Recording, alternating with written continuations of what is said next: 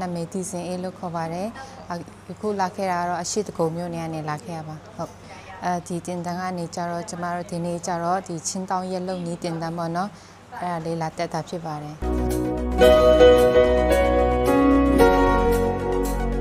တင်တန်းပြီးရင်တော့အရင်ဦးဆုံး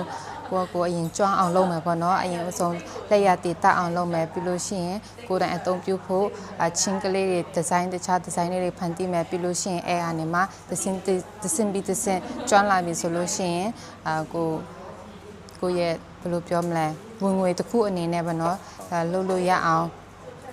အဲ့လိုမျိုးလုပ်သွားဖို့ရှိပါတယ်